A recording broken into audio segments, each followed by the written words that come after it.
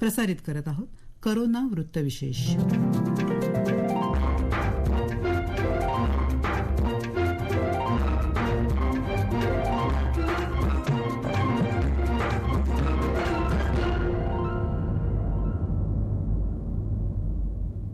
श्रोतेहो नमस्कार. आजच्या कोरोना वृत्तविशेषमध्ये आपलं स्वागत. आजच्या कोरोना वृत्तविशेषमध्ये आपण ऐकणार आहोत कोरोना रुग्णसंख्येचा कमी होत असलेला आलेख अचानक पुन्हा वाढू लागल्याचं चित्र दिसू लागल्याच्या पार्श्वभूमीवर या मागच्या कारणांविषयी केलेलं विवेचन. श्रोतेहो, साधारणतः जानेवारी महिन्यापासून देशासह राज्यातला कोरोना संसर्गाचा आलेख खाली येत असल्याचं दिलासादायक चित्र दिसत असतानाच हळूहळू नव्या रुग्णांचा आकडा वाढत असल्याचं चित्र गेल्या काही दिवसात दिसू लागले. परवा तर राज्यात 4,000पेक्षा जास्त नव्या रुग्णांची नोंद झाली. याच पार्श्वभूमीवर राज्याचे आरोग्यमंत्री राजेश टोपे यांनी काल वार्ताहरांच्या माध्यमातून आपलं म्हणणं जनतेसमोर मांडलं. यातले काही महत्त्वाचे मुद्दे आता आपण ऐकूया. राज्यामध्ये साधारणपणे दरवेळेस 3,000 3,500च्या दरम्यान राहणारी संख्या ही निश्चितच 4,000च्या दरम्यान झाली. ही 500-600नी जी वाढ एका दिवसात झालेली आहे, त्यामध्ये मुंबईमध्ये सुद्धा 200-400 रुग्णांची संख्या वाढली, अमरावतीमध्ये वाढली. काही ठराविक ठिकाणी निश्चित प्रकारे त्याची वाढ होत आहे. आपण जनतेला त्रास होऊ नये या दृष्टिकोनातून बऱ्यापैकी ओपन अप केलेलं आहे. मुंबईसारख्या ठिकाणी सुद्धा आता आपण रेल्वे जी लोकल ट्रेन ती सुद्धा आता पुन्हा सुरू व्यवस्थित करण्यात आलेली आहे आणि अशा परिस्थितीत लोकांनी शिस्त पाळायलाच हवी. म्हणजे हे जर का नाही नियंत्रण करू शकलो आपण तर मग लॉकडाऊनच्या परिस्थितीला जावं लागतं. ते जायचं नाहीये, अजिबात जायचं नाहीये. हेही तेवढंच आमचं लक्ष आहे आणि त्यामुळं या सगळ्याच गोष्टी जरा नियंत्रणात कशा राहतील याकडे अधिक बारकाईने लक्ष द्यावं लागेल. आपल्याला शेवटी आरोग्याची काळजी घेणं लोकांचा हा प्राथम्य क्रमांक असतो. आज आत्ताच लोकल सुरू केली, त्याच्यातही फार स्टॅगर्ड टायमिंग्स आहेत. खरं तर लोकांच्या अगदीच सोयीची टायमिंग ठेवली नाहीये यासाठीच की बाबा खूप जास्त गर्दी होते. त्यामुळे आपण लक्ष ठेवून आहोत. आज या मिनिटाला लगेचच एकदम टोकाची स्टेप घेण्याचं काही कारण वाटत नाही, दिसत नाही. ठीक आहे, 500नी रुग्णसंख्या वाढली, नक्कीच एक अलाराम मिळाला, एक सिग्नल मिळाला की नाही वाढतीये. तर आपण जागरूक होऊन पटकन त्यावरचे उपाय केले पाहिजेत आणि मला वाटतं की ते करण्याकडे आपण जास्त लक्ष देऊ. आणि लॉकडाऊन वगैरे हा फार लास्टचा पर्याय किंवा ट्रेन चालू झाली पुन्हा बंद करणं हा सुद्धा खूप उशिराचा पर्याय. आज तूर्त आपल्याला अधिक कोविड अप्रोप्रिएट बिहेवियरवर लक्ष केंद्रित करणं हाच मला महत्त्वाचा वीर विषय आहे. याला कुठेही म्हणजे हे अक्षम्य विषय, हा क्षमायोग्य बिलकुल नाहीये आणि मला असं वाटतं की याच्या बाबतीत कठोर निर्णय घ्यावे लागतील. जर ट्रॅकिंग ट्रेसिंग व्यवस्थित होत नसेल तर संबंधित व्यक्तींवर, खास करून ही डिस्ट्रिक्ट म्हणजे मुख्य प्रशासन तर कलेक्टर आणि संबंधित महानगरपालिका असेल तर कमिशनरचं त्यांचं मुख्य राहीलच, पण खाली जी काही DHO लेवलचे जे लोक आहेत की जे खाली ट्रॅकिंग ट्रेसिंग करतात त्यांनी हलगर्जीपणा करून आता चालणार नाही. जर वाढत असलेल्या संख्येच्या ठिकाणी ट्रॅकिंग ट्रेसिंग होत नाहीये, त्याची टक्केवारी फार कमी आहे किंवा टेस्टिंगची टक्केवारी कमी आहे, तर मला वाटतं अशा जिल्ह्यांना आणि अशा अधिकाऱ्यांवर कारवाई करण्याची सुद्धा गरज येणाऱ्या काळात निर्माण होईल. कारण मला असं म्हणायचं की या सगळ्या गोष्टी आज वाढ होणं, आज जे 100% मागचा महिनाभरात आपण नियंत्रणात आणलेलं आहे, जवळजवळ कर्व फ्लॅट झालेला आहे. साधारणपणे 2,000-2,500च्या आत बाहेर कुठेही संख्या गेलेली नव्हती, ती अचानकपणे आता 4,000ला टच केलेली आहे. याचा अर्थ काही जिल्ह्यांमध्ये वाढ झाली, तिथं त्वरेने पावलं उचलली पाहिजेत, करेक्टिव्ह ॲक्शन्स घेतल्या पाहिजेत. आणि या संदर्भात केंद्र शासनाचं जे पथक आलं होतं त्या पथकाच्या सुद्धा ज्या विदर्भात खास करून जे वाढतं आहे या सगळ्या संदर्भाने काही त्यांच्या सूचना होत्या आणि त्या सूचना म्हणजे ह्याच आहेत की 3T प्रिन्सिपल हे पाळलं गेलंच पाहिजे. म्हणजे ज्या ठिकाणी आता वाढ होत असेल त्या ठिकाणी ट्रॅकिंग करणं, म्हणजे एक जी केस असेल त्याच्या संदर्भात 10-15 लोकांचं ट्रॅकिंग करणं, ट्रेसिंग करणं आणि ट्रीटमेंट करणं, ह्या 3T प्रिन्सिपलचं अतिशय तंतोतंत पालन करणं. कारण असं नको व्हायला की 1 वर्ष झालं आणि म्हणून आता आपण कुठेतरी त्याच्यामध्ये लिथार्जी आली किंवा कुठेतरी त्यामध्ये आपण आळस करतोय, असं करून चालणार नाही. हा एक महत्त्वाचं तत्व त्यांनी सांगितलं आणि ते आम्ही फार मनापासून सूचना माननीय मुख्यमंत्र्यांच्या VC मध्ये आम्ही सगळ्या प्रशासनाच्या म्हणजे कलेक्टर, कमिशनर आणि आमच्या आरोग्य कर्मचारी अधिकाऱ्यांना निश्चित प्रकारे दिलेले आहेत. त्याचबरोबर टेस्टिंगचं प्रमाण खूप मोठ्या पद्धतीनं वाढलं पाहिजे. ज्या ठिकाणी पॉझिटिव्हिटी रेट जास्त येतोय त्या ठिकाणी टेस्टिंगचं प्रमाण वाढलंच पाहिजे. हा पण एक खूप कडक सूचना आम्ही त्या ठिकाणी दिलेल्या आहेत. श्रोते हो, टाळेबंदीनंतर आपले अनेक व्यवहार आता सामान्य पातळीवर आलेत. मुंबईतला बहुप्रतीक्षित रेल्वे प्रवास देखील काही निर्बंधासह सुरू झालाय. नियमितपणे कामावर जाण्यासाठी तर कधी फिरण्यासाठी प्रवासही वाढू लागलाय. बाजारातली खरेदी, हॉटेलांमधनं खाणं पिणं यासाठीही प्रवास वाढलाय. अर्थात सरकारनं हे सगळं करायला आपल्याला मोकळीक दिलीये, पण त्रिसूत्रीचं पालन करत राहण्याच्या अटीवरच. पण नेमका त्याचाच विसर आपल्याला पडू लागलाय. त्याचविषयी अधिक बोलतायत कोरोना तज्ज्ञ डॉक्टर हर्षल पांचिवडेकर.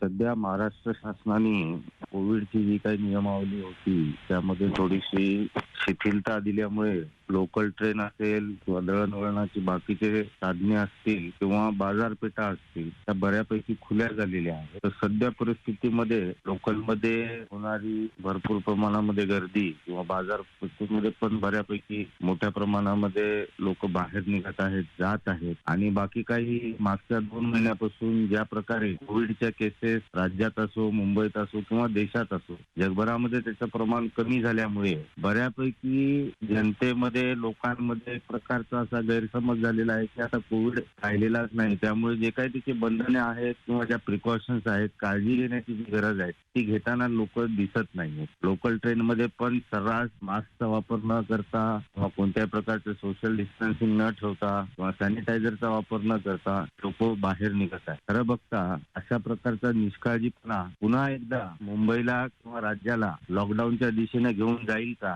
ही भीती निर्माण होण्याची दाट शक्यता आहे. त्यामुळे जनतेने प्रवास करत असताना किंवा बाजारपेठेमध्ये जात असताना ज्या काही प्रिकॉशन घेण्याच्या, दक्षता घेण्याच्या गोष्टी आहेत, जसे की मास्कचा वापर करणं बंधनकारक आहे, सॅनिटायझरचा वापर केला पाहिजे, सोशल डिस्टन्सिंग त्यांनी ठेवलं पाहिजे. आणि ज्या लोकांना काही लक्षणे असतील त्या लोकांनी आवर्जून गर्दीच्या ठिकाणी जाणे आणि या सर्व प्रिकॉशनचा वापर करणे हे खूप आवश्यक आहे. गाफील राहून किंवा निष्काळजीपणा ठेवून जनता स्वतःच नाही तर दुसऱ्याचा पण जीव धोक्यामध्ये आणू शकते. त्यामुळे मुंबईमधले खास करून लोकांनी जे दररोज लोकल ट्रेन वगैरे जे प्रवास करत आहेत त्यांनी थोडी सतर्कता ठेवून दिलेल्या नियमावलीचं काटेकोरपणे पालन करण्याची गरज प्रकर्षतेने जाणवत आहे. त्यामुळे पूर्ण जनतेला आव्हान आहे की कुठेही आपण बाहेर जात असताना साध्या साध्या गोष्टी आहेत. मास्कचा वापर, मास्क हा एक अविभाज्य घटक समजून प्रत्येकाने जोपर्यंत संपूर्णपणे या कोविडचा नायनाट होणार नाही तोपर्यंत त्याचा वापर हा केलाच पाहिजे. आणि ज्यांच्यामध्ये जास्त काही प्रखरतेने लक्षणे जाणवत आहेत अशा लोकांनी वेळोवेळी आपली तपासणी करून किंवा जिथे गरज असेल अशा ठिकाणी कोविडची टेस्टिंग सुद्धा करून स्वतःला त्याच्यापेक्षा आयसोलेट करणं, वेगळं ठेवण्याची गरज आहे.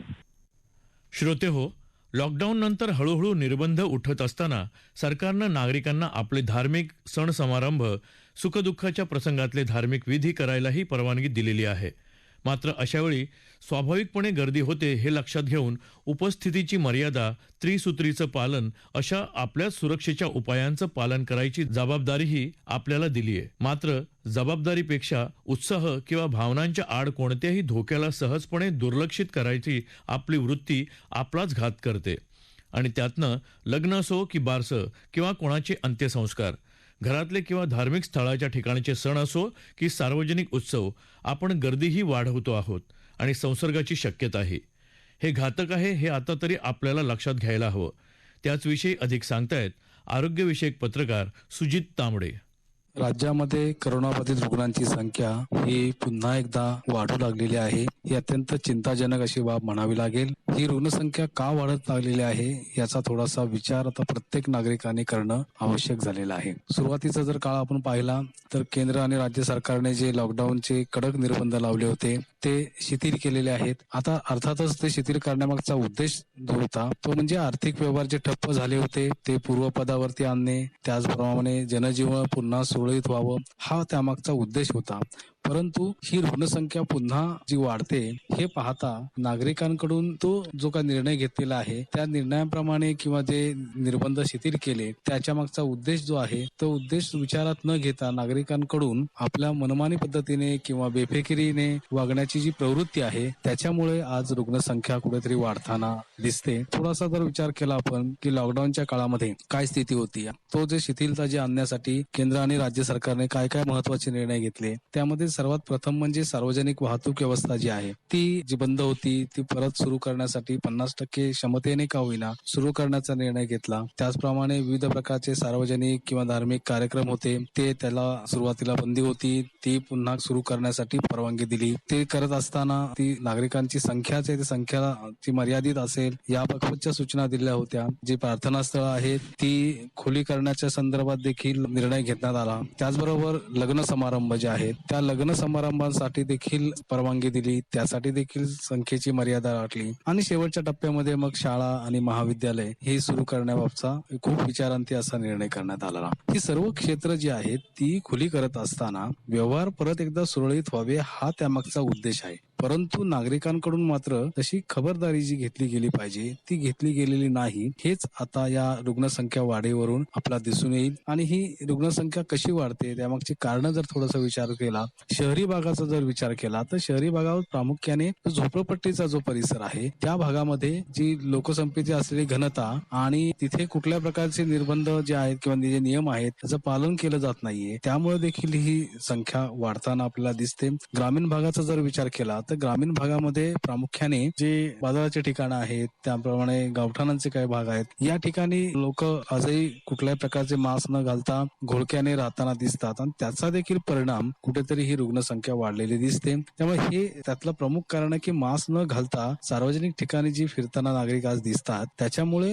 ही संख्या जी आहे ती आज वाढायला लागलेली असं दिसतं. त्याचप्रमाणे जसं सार्वजनिक वाहतूक आहे तशी खासगी वाहतुकीलाही परवानगी देण्यात आलेली आहे आणि ती खासगी वाहतूक करताना देखील त्याचे योग्य जे निर्बंध जे आहेत म्हणजे नियम आहेत त्या सूचना दिलेल्या आहेत त्याचं पालन कुठे होत नाही असं देखील चित्र आहे आणि त्यामुळे त्या प्रवासामध्ये पण अशा प्रकारचा संसर्ग होऊ लागला अशा प्रकारचा एक अंदाज वर्तवला जातोय. त्याचप्रमाणे जे काही पूर्वी सांस्कृतिक किंवा राजकीय कुठल्याही प्रकारचे कार्यक्रम होत नव्हते ते सुरू केले आहेत. हे कार्यक्रम होत असताना देखील एक चित्र असं दिसतं की कुठल्याही प्रकारचे मास्क घालणे किंवा सुरक्षित अंतर राखणे या बाबतीत कुठल्याही प्रकारचे नियुक्त्या असलेल्या ज्या सूचना आहेत त्याचं पालन होत नाही हेच चित्र आज राज्यामध्ये दिसतंय आणि त्याचा परिणाम आज आपल्याला कुठेतरी परत एकदा करोनाबाधित रुग्णांची संख्या ही वाढायला लागलेली आहे असं म्हणावं लागेल. कुठल्याही प्रकारचे सण असतील सणांच्या संदर्भात तर अजून एक नियम राज्य सरकार अजूनही सांगते की सुरक्षितता बाळगून आणि अगदी साध्या पद्धतीने सगळे जयंती पुण्यतिथी किंवा विविध प्रकारचे सण आपण साजरे आजपर्यंत केले. त्याचबरोबर लग्न समारंभ महत्वाचा असतो, कुटुंबाच्या दृष्टीने एक महत्वाचा क्षण असतो आणि म्हणून लग्न समारंभाला परवानगी देत आहेत. परंतु आजही आता चित्र आज सगळीकडे दिसायला लागलंय की लग्न समारंभाच्या ठिकाणी